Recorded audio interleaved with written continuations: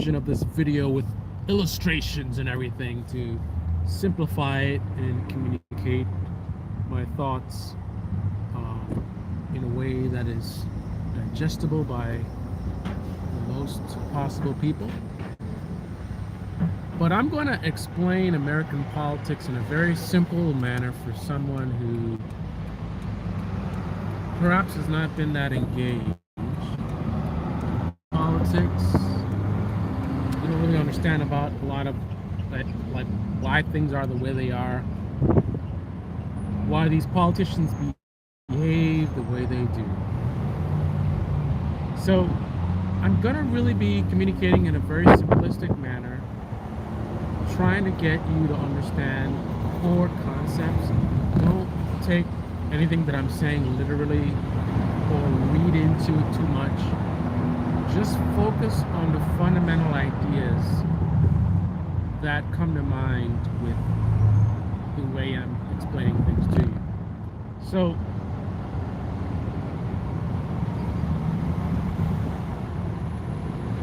there's a lot of analogies here. So let's imagine you have a group of people who are essentially savages who are running around and using fear to control the masses. And people who don't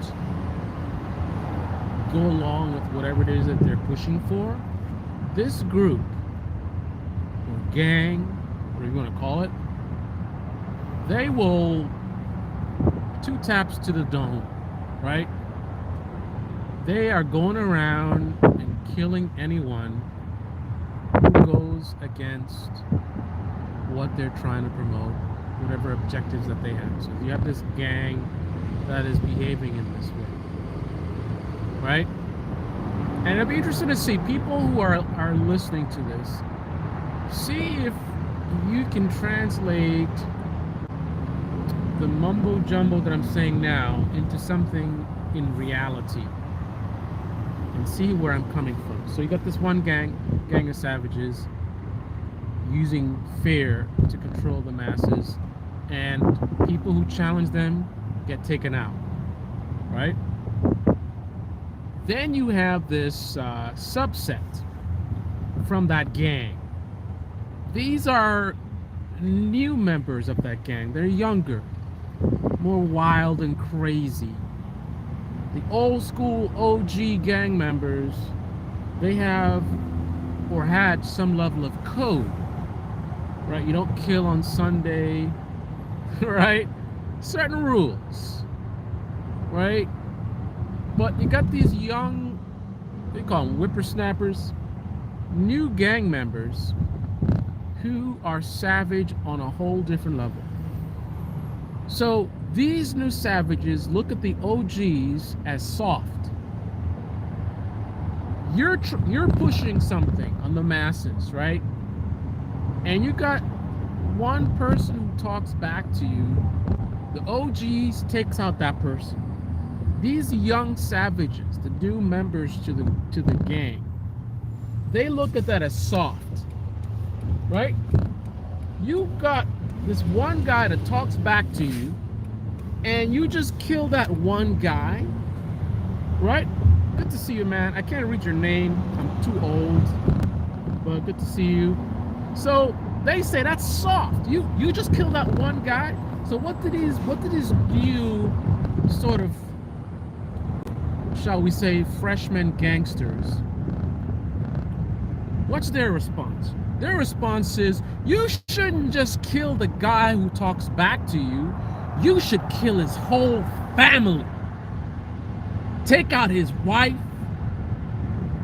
his children, burn down their house, go after their uncles, their aunts. You gotta make them feel the pain, right? That's the young, new freshman gangsters' ultimate level of savagery. They don't care about nothing or anybody else.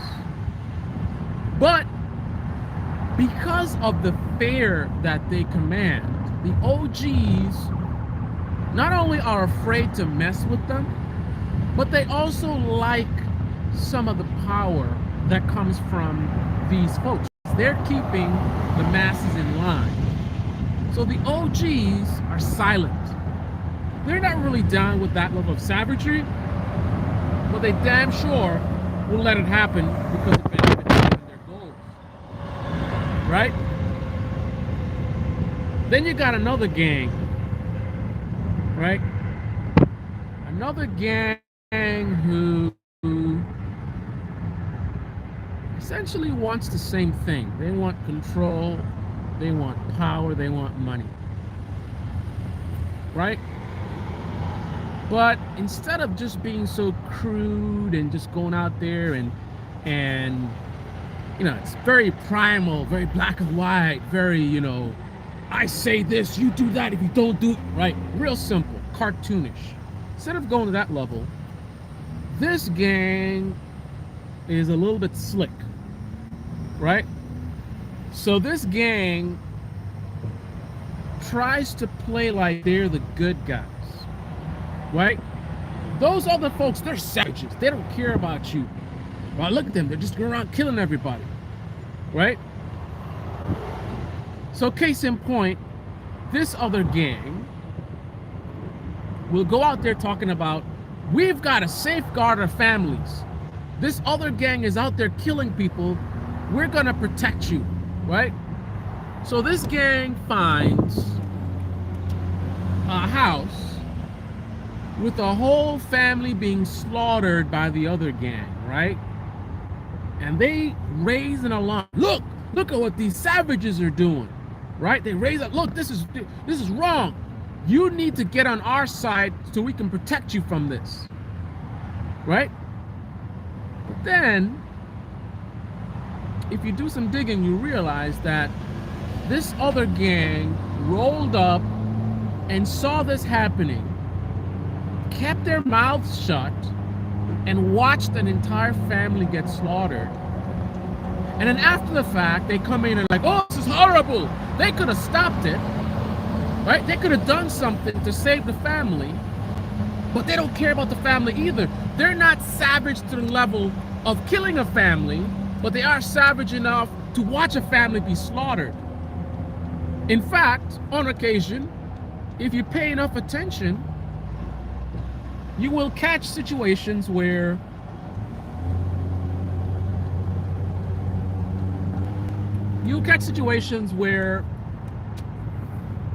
this other, after a family has been slaughtered, and then they raise an alarm to everyone, look at this atrocity that happened. This is wrong. We're the good guys. We're gonna protect you from these savages, that other gang, right? But if you do some digging, you'll find out that there are times when this occurs, this other gang will roll up and see that one of the family members actually didn't die. You find members in the backyard and they're breathing, and no one's looking. And this other gang, sorry about that. So not only are they willing to watch a family be slaughtered by this other gang, so they use it after the fact to say, oh, look at how evil these guys are. You gotta come to our side. We're gonna protect you from these evil people.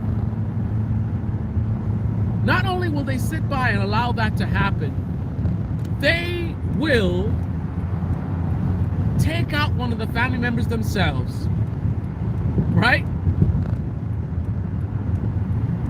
4 people killed.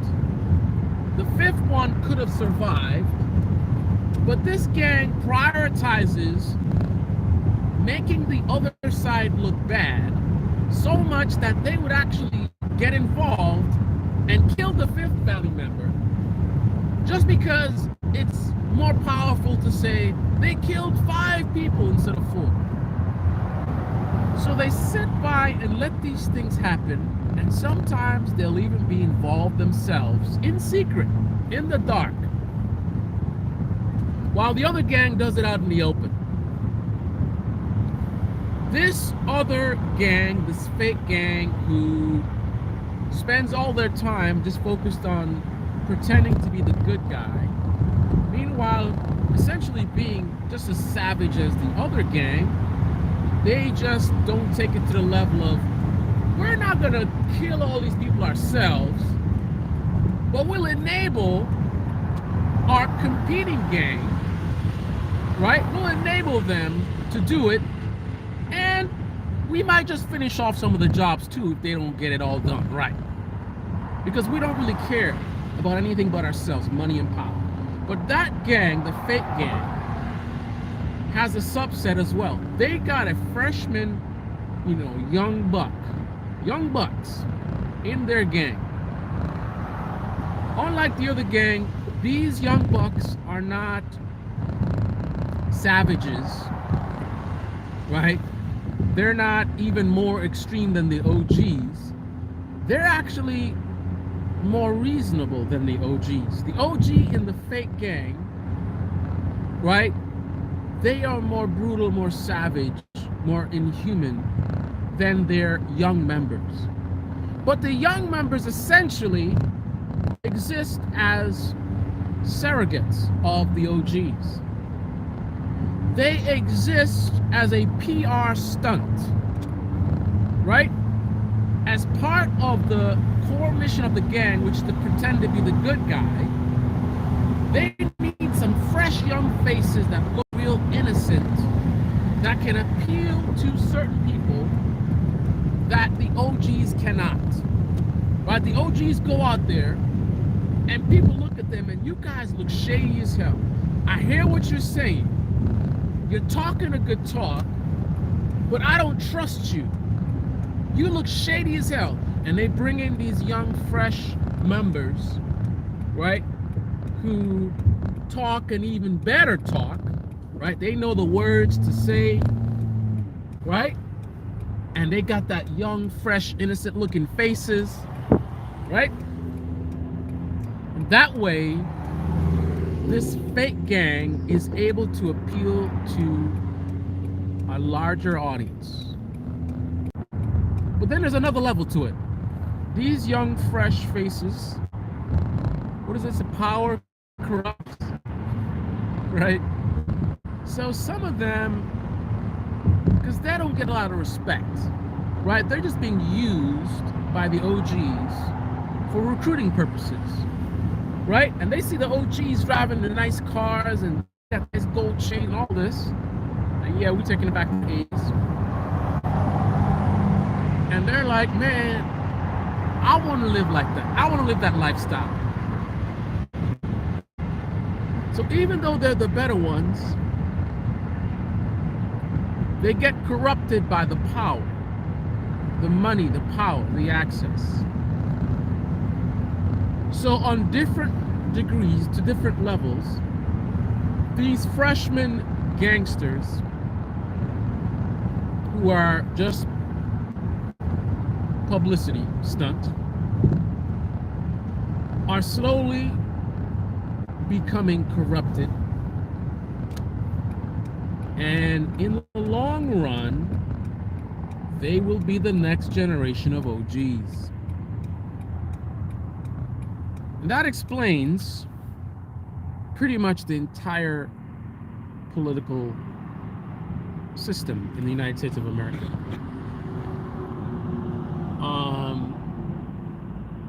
I guess I just got spam in my comment section. It's all good. Then we'll leave for another episode where we'll talk about the other part of the politics, which is of course the lieutenants. The lieutenants of the gangs. Ones who go out there and spread the message. Right? The ones who go out there and promote the fear that these gangs rely on. Right? These are the ones with the loudest mouths, right? They got the megaphones. So the gangs put out their fear-mongering messages to people to stay in line. And you've got these lieutenants that go out there, right, get in people's faces and spread the message, just like some kind of evangelists, right? Leave that for the next episode. Comment below and let me know how you connect what I just said with reality. Or do you? Did I just tell you this wacky story, all this violence and gangs and mumbo jumbo? Or are you able to connect what I presented with? Comment below. This is the Debate Me channel. Debate Me in the comment section below. Click on the like button, subscribe, smash that bell. Be well.